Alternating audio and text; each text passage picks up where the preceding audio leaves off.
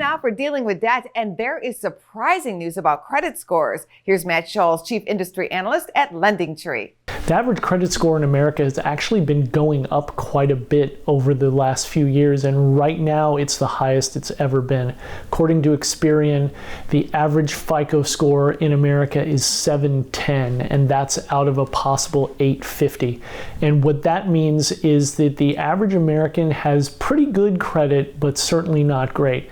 And there's definitely room for improvement, because if you can push that score up even 10, 20, 30 more points, it can really make a significant difference as to the terms that you get on that next loan that you get. What are the reasons that credit scores are going up during the COVID crisis? It starts with extended unemployment and stimulus checks from the government. The government stimulus has had an enormous impact and has allowed people in these really difficult times to actually be able to put a little bit of money away in some cases and to focus on knocking down their debt. And that's not something that typically happens in a really bad economy. The other aspect of it is reduced spending. People aren't flying places, people aren't going to expensive dinners, they aren't going to concerts or ball games, so they've got extra money laying around, assuming that they have kept their job or their income hasn't taken a huge hit.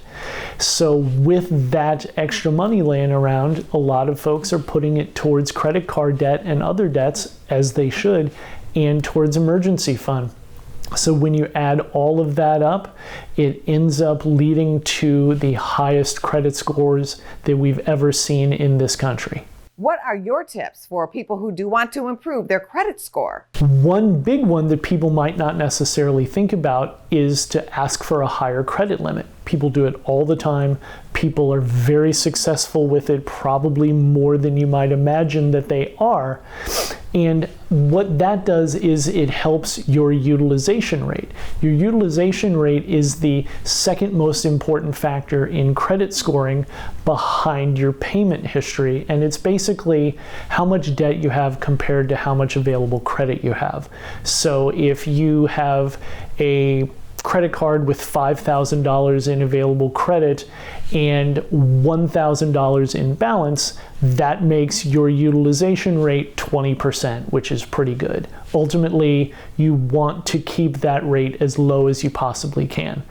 Ideally, you lower that utilization rate by knocking your balance down, but that's not always possible.